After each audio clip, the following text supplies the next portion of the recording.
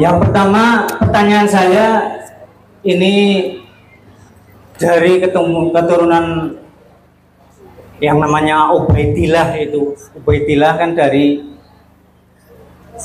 abad keempat, itu baru ada, belum ada namanya. Terus abad kelima, abad keenam, abad ketujuh, terus baru ada itu abad ke-8 atau ke-9.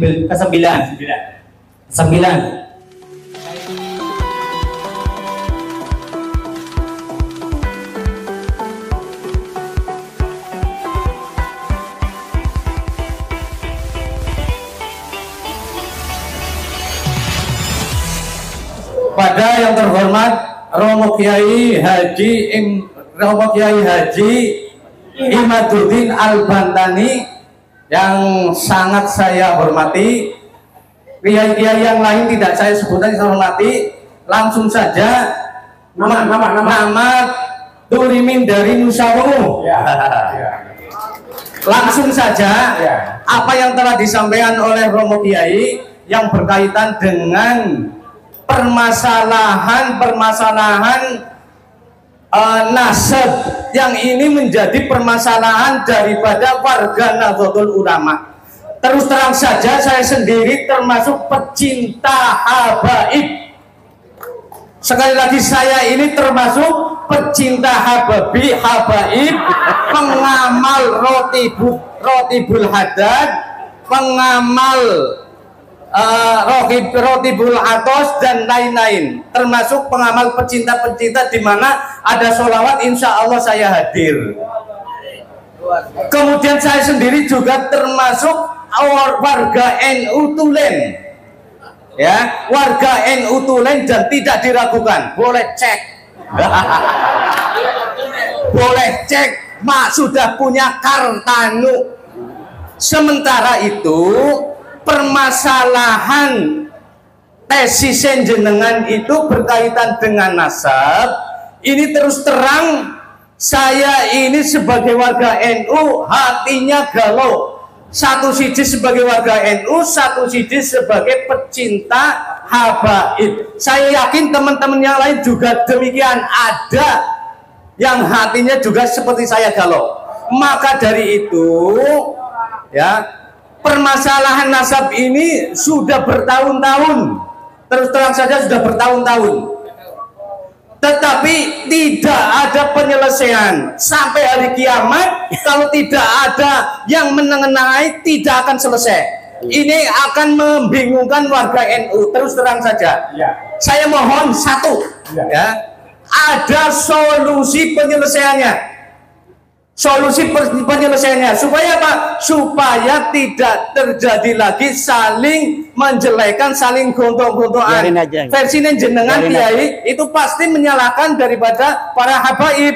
Versinya habaib juga menyalahkan tesisnya jenengan, termasuk mengharamkan adanya tes DNA. Saya mohon setelah ini monggo jenengan, apalagi sebagai pengurus PW, ya, PW Banten, ya, itu ya. Jadi saya mohon dah supaya apa? Supaya nanti tidak kemana-mana. Yang penting warga NU adem, tetap mengamalkan rotibul hadad, tetap berjanji, tetap manakiban, tetap lihat-lihatnya lah pokoknya kayak gitu. Ya, terima kasih. Wassalamualaikum warahmatullahi wabarakatuh. Waalaikumsalam. Jangan tangan kepada Al-Mukarram Bapak Kiai Imaduddin Al-Bantani. Yang pertama, pernahkah dari RA itu mengajak diskusi bersama dengan panjenengan? Dari RA langsung, bukan dari kroconya. Nah, dari RA langsung. Itu yang pertama. Yang kedua, bagaimana tanggapan Pak Kiai tentang kok YouTube kontennya Dr. Hanifah? Ya, hanya itu saja. Terima kasih. Assalamualaikum warahmatullahi wabarakatuh. Apakah ada dzurriyyah Rasul yang bukan dari barisan Ba'alawi? Itu saja. Terima kasih. Wassalamualaikum warahmatullahi wabarakatuh. Waalaikumsalam. Oke. Terima kasih. Ini audiens cukup respect ini, Pak Iman. Ada 3. Pak Turimin, ini adiknya Turiman ini. Terus Ahmad Hosin dari Kebumen, dan yang terakhir ada pesan dari dalam yang baju putih tadi, adakah zuriyah Rasul yang asli alias yang non Balawi? Silakan monggo. Saya mulai dari yang terakhir. Zuriyah Nabi itu banyak marganya. Ada Al-Idrisi, ada Al-Maliki, kayak Sayyid Al-Maliki, itu zuriyah Nabi asli. Al-Idrisi, zuriyah Nabi asli. Kemudian ada Al-Jailani, zuriyah Nabi asli. Ada Al-Hashimi di Mekah, zuriyah Nabi asli. Ada Ar-Rassi di Yaman, zuriyah Nabi asli. Ada Al-Qattani di Mesir, zuriyat Nabi asli. Jumlahnya ratusan. Ada Ibnu Jamil, ada Al-Qabiji, ada Az-Zaidi, ada Al-Khawsi, dan lain sebagainya.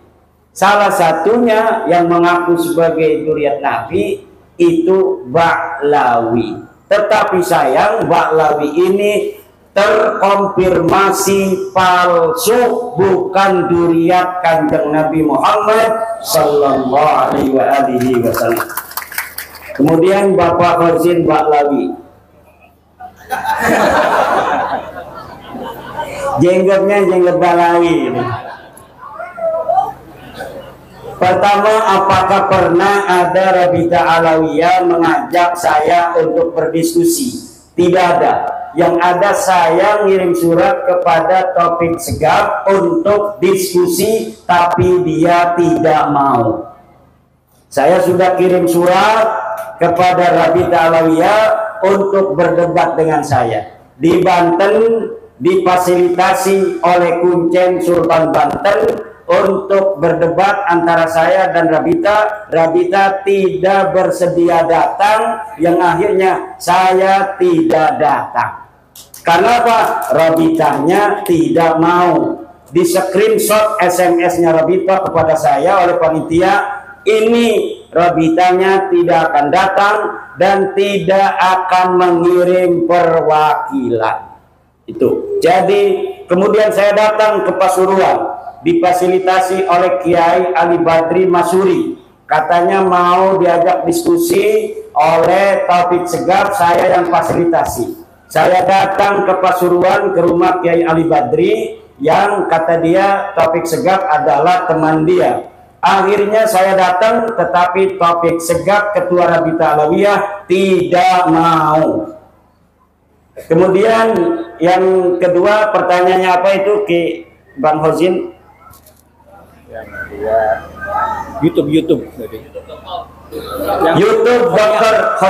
Dr. Hanifah itu dokter palsu, tidak ada orangnya. Jadi akun fiktif, gambarnya cewek cantik, itu gambarnya orang Arab itu. Kemudian diambil, dikasih nama Dr. Hanifah, padahal orangnya tidak ada. Saya sudah cari mana nomor teleponnya untuk melayani tantangannya tentang 1,6 miliar. Jadi dia bikin narasi tentang pembelaannya kepada Ba'lawi, tetapi tidak bisa dihubungi. Kenapa tidak bisa dihubungi? Karena dia akun palsu. Orangnya tidak ada, fotonya foto palsu. Perempuan itu ininya, fotonya itu. Hanifah itu foto perempuan cantik sekali. Kenapa saya semangat itu ingin berdebat dengan dia? Karena lihat fotonya. Mudah-mudahan saja fotonya sama dengan aslinya. Ternyata diketahui akunnya akun palsu, akun fiktif. Untuk yang pertama tadi Bapak Turimin, solusinya tadi sebelum kesini dari jam 9 kurang lebih kami mengadakan diskusi, makanya suaranya habis begini karena semalam ceramah, kemarin ceramah sampai sore, hari ini ceramah juga diskusi. Tadi jam 9 sampai jam 12 Itu belum selesai tadi. Karena saya hati selalu kebayang Yai Wahid ingin segera bertemu. Jadi lagi ngomong Kang Moki saya cubitin terus. Diam, kita harus ke sana, ke Cilacap sekarang. Ini kan Bagus Mogi, Ketua Rabita Bapak Kesultanan Banten, lagi diskusi, saya cubitin agar kita langsung berangkat ke Cilacap untuk bertemu dengan pengasuh pesantren Al-Huda dan Yai Wahid. Apa topik diskusinya? Mencari solusi sama dengan Bapak. Bagaimana solusi tentang masalah nasab ini? Apakah solusinya hanya menjadi kajian ijtihad seperti orang kunut tidak kunut, yang kunut silakan kunut, yang tidak kunut silakan tidak kunut? Apakah kajiannya adalah kajian maslahat? Dihitung maslahat dan mudaratnya. Orang-orang yang mengaku keturunan Nabi, bagi masyarakat umat Islam mudarat apa manfaat? Di dalam kajian itu kemudian ditemukan berbagai macam dinamika diskusi bahwa pengakuan orang sebagai keturunan Nabi ini berimplikasi sosial keagamaan dengan umat Islam. Karena umat Islam sangat mencintai Nabi besar Muhammad Sallallahu Alaihi Wasallam, terutama orang Jawa. Dari kecintaan mereka kepada baginda Nabi, ketika ada orang yang mengaku keturunan Nabi, maka mereka tumpahkan cinta itu kepada keturunan Nabi. Kadang-kadang dari perasaan mereka yang ingin menumpahkan kerinduan kepada baginda Nabi melalui turunannya dimanfaatkan oleh orang-orang yang mengaku keturunan Nabi ini untuk menipu, mendawir, memaksa, menghina, dan lain sebagainya. Dalam dinamika diskusi itu kemudian muncul, berarti mudaratnya apabila dibiarkan ini sangat besar untuk umat Islam. Apabila dibiarkan orang yang bukan keturunan Nabi mengaku sebagai keturunan Nabi, maka genetik aslinya akan tetap nanti keluar. Apa itu genetik asli? Genetik yang bukan genetiknya Nabi, yang penuh kesantunan, Nabi yang penuh dengan ketawaduan, Nabi yang menyebarkan rahmat, Nabi yang mencintai sesama. Sementara orang-orang palsu yang mengaku keturunan Nabi itu dalam setiap generasi akan tambah kesombongannya, karena memang mereka genetiknya bukan genetik Kanjeng Nabi. Kemudian mereka meyakini diri mereka sebagai keturunan Nabi, maka di situ ada sebuah gesekan antara pengakuan, keyakinan, dan realitas mereka yang sebenarnya bukan keturunan Nabi, yang nanti mereka akan menganggap orang lain sebagai orang yang rendah, mau merendahkan orang, mau mendawir, memaksa. Bahkan ada orang yang punya material dia lagi banyak keramik, kemudian si Kabib ini datang bawa truk, orangnya nggak ada, dia berani memasukkan keramik ini ke dalam truknya, kemudian dia bawa. Istrinya menangis, ini turunan Nabi, Kabib ini Kabib turunan Nabi kualat sih melarang kita membawa keramik. Akhirnya dibiarkan, uslah, mungkin itu sudah takdirnya, mungkin itu sudah bagian kita anggap sedekah saja. Itu yang terjadi. Kemarin ada orang minta 40 juta di Banyumas. Kiainya udah kesel karena kiainya sudah ngedengerin saya ceramah tentang bahwa mereka Kabib itu bukan turun Nabi. Akhirnya kiainya pura-pura jadab. Kiai Ihmad pahlawanku, Kiai Ihmad pahlawanku, Kiai Ihmad pahlawanku. Akhirnya si Kabib ini pergi pulang, tidak permisi lagi pada kiai yang lagi jadab itu. Maka kemudian mengkerucut diskusi itu agar negara hadir untuk melarang setiap orang yang mengaku keturunan Nabi tanpa data dan terverifikasi palsu, mereka harus dihukum. Apabila mereka mengaku sebagai keturunan Nabi, ditanya datanya tidak ada, suruh tes DNA tidak mau. Demikian. Oke, tepuk tangan untuk Pak Iman. Sebentar tambahan kepada semuanya, beliau ini Kiai Iman adalah ketua RMI PWNU Provinsi Banten. Iya. Yang kedua juga anggota Lembaga Bahsul Masail PBNU.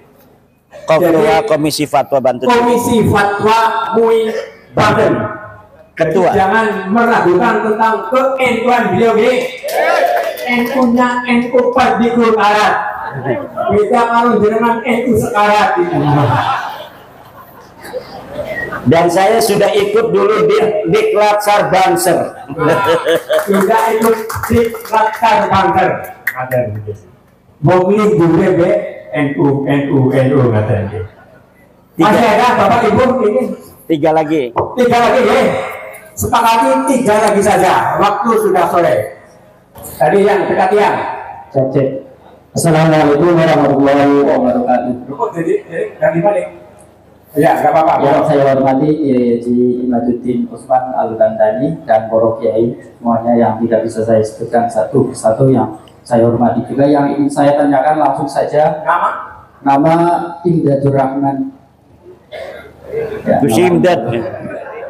Dari Sidarja.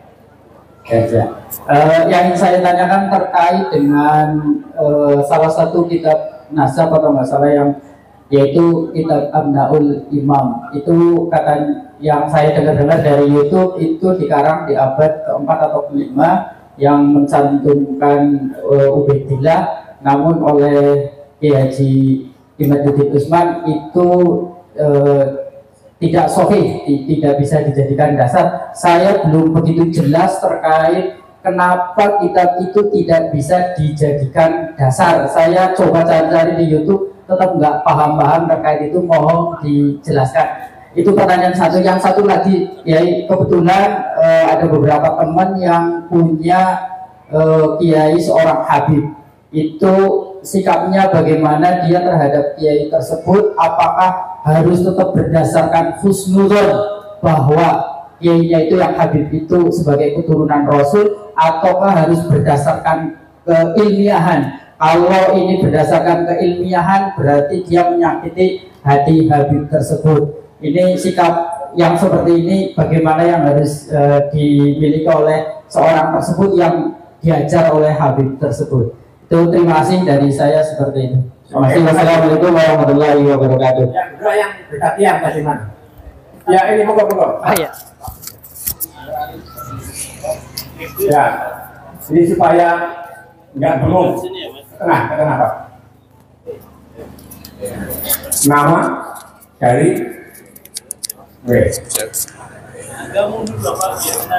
Oh ya siap. Celananya melorot.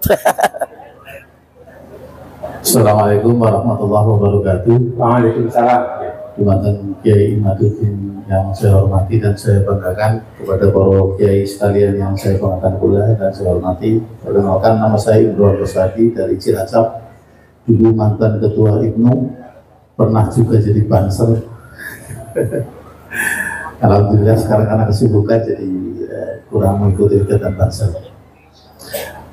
Mungkin langsung kepada inti permasalahan yang mungkin berkembang di masyarakat.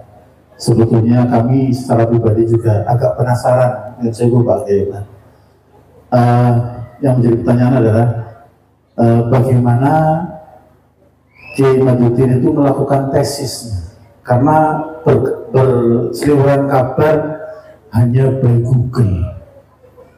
Nah, ini sebagai pengalaman atau pemahaman kita semua jamaah Nahdliyin di seluruh Kabupaten Cilacap pada umumnya, kami ingin mendengarkan penjelasan yang detail.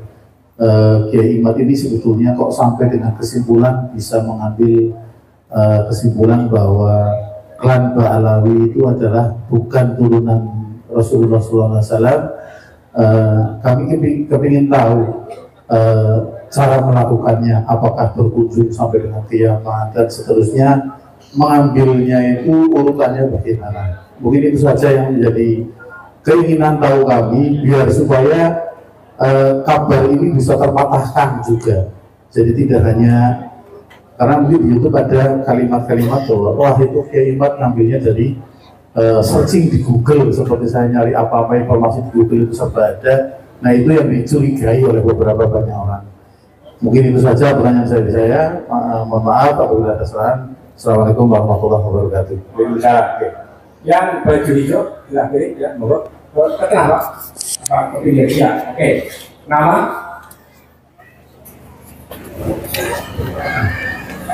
Cara pegang mic-nya coba itu.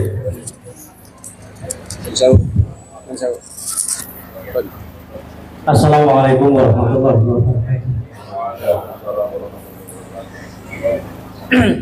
Para kiai yang saya hormati, saya bernama Warsito dari Jati, Kecamatan Binangun. Yang pertama, ini saya mendapat WA dari saudara saya dari Lampung, Bapak Kiai Mustafa Pusarbuni. Mungkin jenenganipun sampun kenal ya.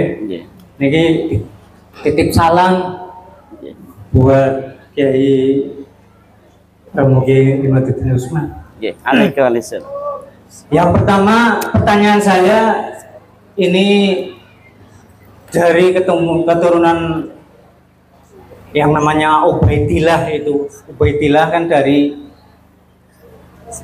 abad keempat itu baru ada, belum ada namanya. Terus abad kelima, abad ke-6, abad ke-7, terus baru ada itu abad ke-8 atau ke-9. Nah ini menurut Romo Kiai itu Ubaidillah itu tokoh fiktif atau tokoh nyata, karena dari 5 abad itu kosong. Nah kalau di logika kosong kok jadi ada, padahal 500 tahun setelah nama Ubaidillah itu tidak ada menjadi salah satu dari keturunan Ahmad al-Muhajir itu.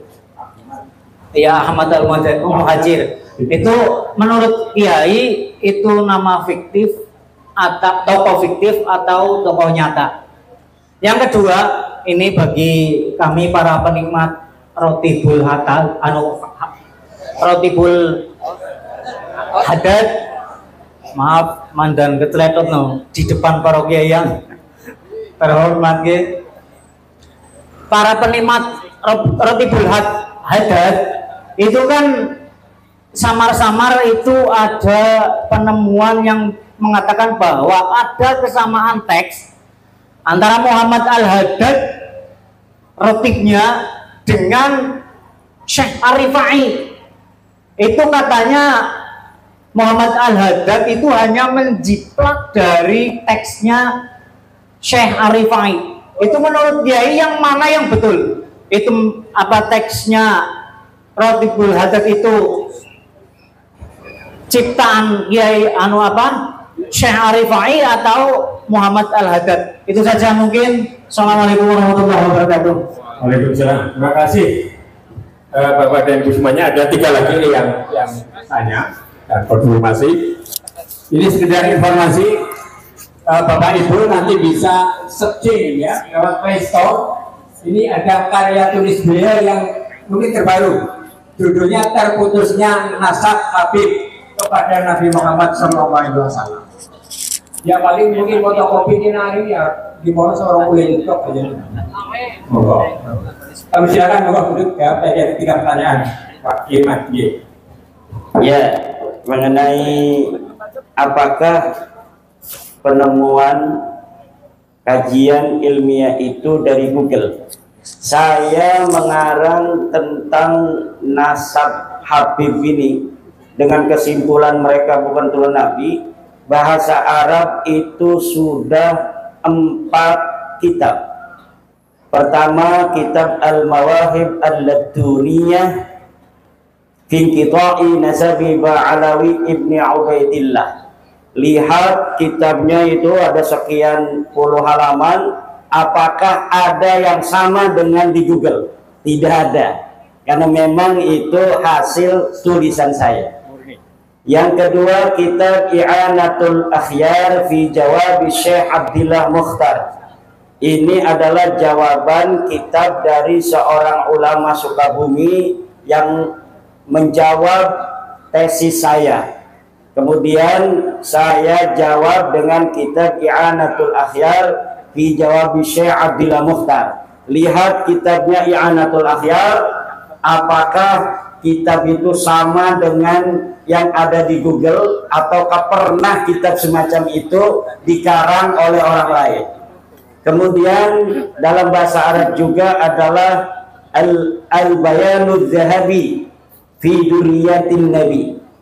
Lihat itu kitabnya, apakah kitab itu adalah kitab yang karya orang lain. Kemudian Al-Qaulul Labib fi Hukmi Talaqqubi bil Habib, itu yang berbahasa Arab. Semuanya bisa di-download di maktaban nur.com di Uni Emirat dan arsip.org. Itu semuanya bisa dilihat, semuanya bisa diteliti. Kemudian di dalam bahasa Indonesia, pertama saya mengarang menakar kesahihan nasab Habib di Indonesia. Coba baca dari awal sampai akhir, apakah ada kesamaan di situ dengan karangan orang lain. Kemudian yang kedua adalah terputusnya nasab Habib Indonesia. Ini yang kedua. Ini ada juga di internet, bisa dilihat, bisa di-download, atau beli kitabnya di Shopee, itu sudah banyak yang nyetak. Kemudian yang ketiga adalah metodologi ilmu nasab. Ilmu nasab, metodologi ilmu nasab. Itu yang berbahasa Indonesia. Terakhir, saya mengarang buku membongkar skandal ilmiah sejarah dan nasab Ba'alwi. Itu di dalamnya dibongkar bagaimana skandal Ba'alwi dalam memalsukan manuskrip. Bagaimana kitab para ulama yang manuskripnya ditemukan kemudian disisipi dengan keterangan-keterangan tentang Ba'alwi, padahal di manuskripnya tidak ada. Itu silakan lihat, membongkar skandal ilmiah nasab dan sejarah Ba'alwi. Kemudian saya juga membuat kronik perjalanan ilmiah Imaduddin Usman. Itu bisa dibeli di Shopee, bisa dibeli juga di koperasi pondok pesantren saya, sebanyak 400 halaman. Kemudian di Jogja juga ada yang menerbitkan buku saya dengan disatukan. Kita buku menakar kesahihan nasab Habib, kemudian buku terputusnya nasab Habib, kemudian buku metodologi ilmu nasab, kemudian dua kitab berbahasa Arab. Itu disatukan dalam buku namanya Benarkah Habib Keturunan Nabi, atau Habib Keturunan Nabi Benarkah Tanda Tanya. Lihat di dalamnya dengan seksama, apakah karya saya itu hanya menjiplak karya orang lain, ataukah betul itu hasil kajian ilmiah. Kalau itu hanya dibilang dari Google, maka tidak akan bisa menjawab pertanyaan dari orang lain, dan tentunya Rabita Alawiyah akan mudah mematahkan. Tapi sudah 2 tahun tesis saya itu dipublikasikan, Rabita Alawiyah tidak bisa menjawab. Kenapa Rabita tidak bisa menjawab? Saya mengatakan mereka tidak mungkin bisa menjawab. Kenapa tidak mungkin bisa menjawab? Karena saya sudah mengetahui seyakin-yakinnya di abad 9 inilah mereka mulai memalsukan nasab mereka. Orang yang ada di abad keempat, silsilahnya itu diurut sedemikian rupa, ditambah nama-nama sesuai dengan keinginan mereka, sampai nyambung kepada turunan Nabi yang asli, namanya Ahmad bin Isa. Maka karena saya mengetahui mereka baru menciptakan nasab ini dari abad 9, tidak akan mungkin dapat ditemukan sebuah kitab di abad ke-5, ke-6, ke-7, ke-8 yang menyatakan mereka turun Nabi. Itu impossible. Impossible karena algoritma di abad 9, banyak kitab-kitab yang ada di abad 9 saya pelajari, saya teliti. Di situ terbongkar kebohongan-kebohongannya. Pertamanya mereka itu bukan mengaku Ahmad bin Isa. Mereka mengakunya adalah Ubaid bin Aun bin Ubaid bin Isa bin Alwi bin Muhammad bin Aun bin Hinham bin Aun bin Musa al-Khadim. Itu awalnya mereka mengakunya begitu. Kemudian karena di dalam kitab nasab Musa al-Khadim tidak punya anak Aun, mereka rupanya melihat. Akhirnya mereka pindah jalur.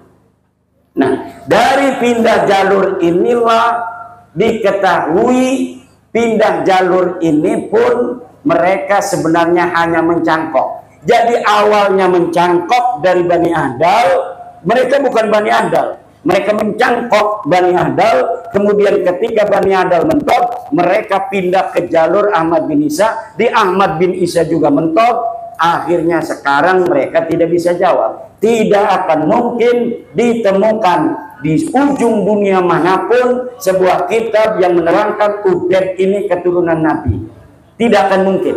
Menurut algoritma penelitian yang saya geluti selama 2 tahun ini, tidak mungkin secara ilmu sejarah pun mustahil ini Baklawi keturunan Nabi secara ilmu sejarah, apalagi secara ilmu tes DNA. Sudah ketahuan haplogrupnya G, orang yang haplogrupnya G, jangankan dia keturunan Nabi Muhammad, wong Arab gadudu.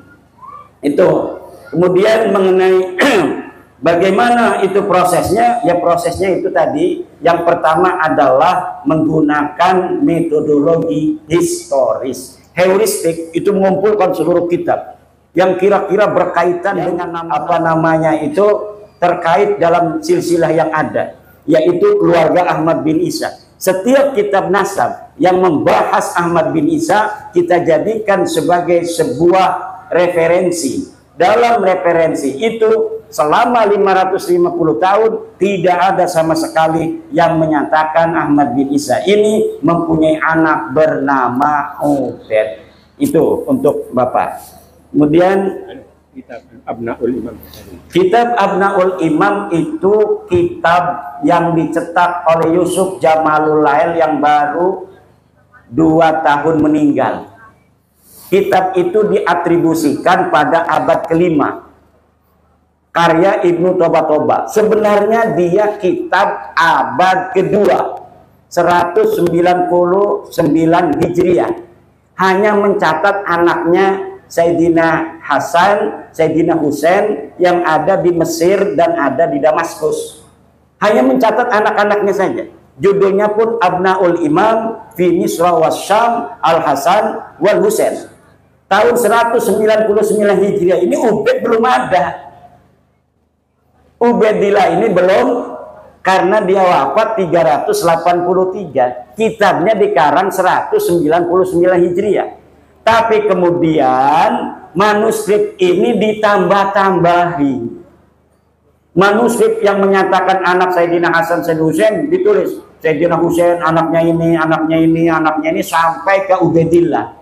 Makanya itu yang ngerti dunia sejarah kayak Rumel Abbas tidak pernah menjadikan kitab Abnaul Imam sebagai dalil kepada saya. Dari mana saya mengetahuinya? Dari mukaddimahnya. Itu dalam mukaddimah kitab yang dicetak oleh Yusuf Jamaluddin diakui bahwa kitab itu dikarang oleh orang yang ada di abad kedua. Kemudian dia mengadakan tambahan-tambahan. Kebanyakan orang-orang yang kayak Muhdor Tanggul itu langsung aja dikebet-kebet di tengah nyari nama Abdullah. Aduh, tidak baca mukaddimahnya. Di mukaddimahnya dikatakan itu tambahan-tambahan. Antara yang asli matannya dengan tambahannya syarah tidak dibedakan. Jadi kitab itu tidak bisa dijadikan dalil. Kenapa? Di dalam kaidah usul fiqih dikatakan ad-dalilu idza taraqahul ihtimal saqata bihil istidlal. Ad-dalilu idza taraqahul ihtimal saqata bihil istidlal. Guru yang kiai yang habib. Bagaimana sikapnya? Kiai yang habib, guru kita yang habib. Ya kita harus hormati dia ketika dia dinisbatkan kepada ilmu. Kita menghormatinya karena dia guru kita. Tapi kalau kita di dalam hatinya menghormatinya karena dia adalah keturunan Nabi, haram, dosa besar. Kenapa? Hukumnya dosa besar. Kita mengakui orang yang bukan turunan Nabi sebagai turunan Nabi. Dosa hukumnya. Kalau kita mau menghormati dia sebagai guru, itu menghormati dia sebagai guru kita itu lebih utama daripada menghormati orang karena nasabnya. Kenapa? Li'anna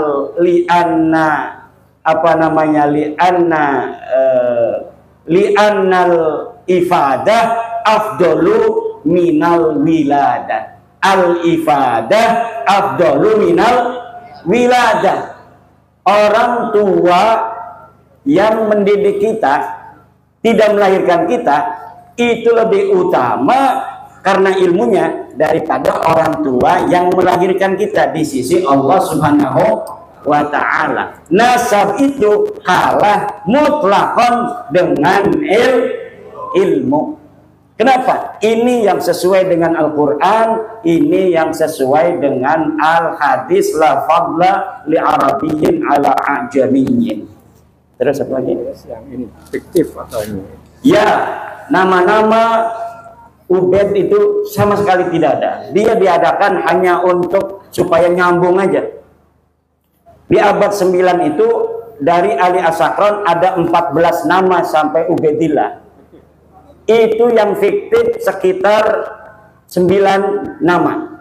Karena dari Ali As-Sakran bapaknya masa nggak tahu bapaknya dia. Kalau bapaknya kan kenal, kakeknya juga kenal. Kita husnudon 5 keturunan itu dia kenal. Karena orang kampung pun masih banyak yang hafal 5 keturunan. Orang biasa itu kadang masih hafal 5 keturunan. Dia hafal bapaknya, dia hafal kakeknya, dia hafal buyutnya, dia hafal jangganya. Maka saya husnudon kepada 5 orang. Dari mulai Ali As-Sakran, punya ayah namanya Abu Bakar, punya ayah namanya Abdurrahman, punya ayah namanya Muhammad Maula Dawilah, punya ayah namanya Ali Swabidarak. Ini sahih. Selainnya itu sampai Ubaidillah semuanya fiktif. Kenapa? Kesejarahannya tidak pernah ada yang mencatat, baik sebagai turunan Nabi maupun sebagai ulama. Jadi sebagai ulama saja nggak ada yang nyatat. Jadi mereka hari ini mengatakan bahwa leluhurnya adalah mujtahid, ulama besar, waliullah, kutub, aqtab, Mi'raj 70, itu tidak terverifikasi oleh kitab-kitab sejarah. Yang kedua, sampaikan salam kepada Kiai Mustafa Pusar Bumi Lampung. Itu teman saya waktu mondok di Kiai Hasuri bin Tahir, menantu dari Kiai Thohir Pelamunan. Jadi Kiai Thohir Pelamunan itu pondok pesantren salah satu yang tertua di Banten, punya menantu Kiai Haji Tubagus Hasuri bin Tahir. Saya mondok di situ 4 tahun, ketemu dengan Kiai Mustafa Pusar Bumi dari Lampung. Kiai yang lain ada yang nanya, kemana aja katanya sanadnya. Pertama saya kepada Kiai Haji Sanwani, Pondok Pesantren Ashabul Maimanah, murid daripada Abah Yai Sidik Cengkudu yang mondok kepada Syekh Nawawi At-Tanara Al-Bantani. Itu As-Sanadul Alim. Saya ke Yai Sanwani, ke Abu Yai Sidik, langsung kepada Syekh Nawawi At-Tanara Al-Bantani, hanya 4 orang saja. Gitu. Kemudian saya juga mondok kepada Syekh siapa namanya, Syekh Sanja bin Kasmin. Ini khusus kitab Alfiyah Ibnu Malik. Kemudian saya mondok kepada Syekh Mufti bin Asnawi. Ini masih saudara dari keluarga saya, sama-sama dari Syekh Ciliwulung. Pondoknya pun namanya Pondok Pesantren Darul Hikmah Syekh Ciliwulung. Beliau mengarang kitab Amsilatul I'rab. Kemudian juga kepada Abu Yadimyati, saya tidak mukim tapi saya ngaji Qudul Juman setiap malam Selasa kepada Abu Yadimyati, yang beliau adalah ayah daripada Abu Ya Muhtadi Dimyati yang sekarang masih hidup. Kemudian kepada Abu Bustami saya mengaji Fathul kitab Tafsir Munir Marah Labid. Ya. Pasaran kitab Tafsir Munir Marah Labid pada Syekh Bustami bin Sanja. Saya juga pernah di Kaliwungu ngaji kitab Tafsir Jalalain dan kitab Asirul Jalil. Kitab alat di Al-Wardayani di Sukabumi, kitab Tauhid di Karawang, pesantren Kampung Sawah Aba Yai Obay Karawang. Demikian. Penikmat Ratibul Hadad tadi. Masalah Ratibul Hadad, kita Nahdlatul Ulama mempunyai istighosah karya daripada ulama-ulama aulia Nahdlatul. Mulai sekarang yang dibaca istighosah, wirid, hijib dari kiai-kiai ijazah Nahdlatul Ulama. Jangan menggunakan lagi selain wiridan thariqah dari kiai-kiai kita di Nahdlatul Ulama. Apabila ijazah ini dari kiai-kiai Nahdlatul Ulama, ambil, amalkan. Kalau bukan dari kiai Nahdlatul Ulama, abaikan, tidak akan berkah.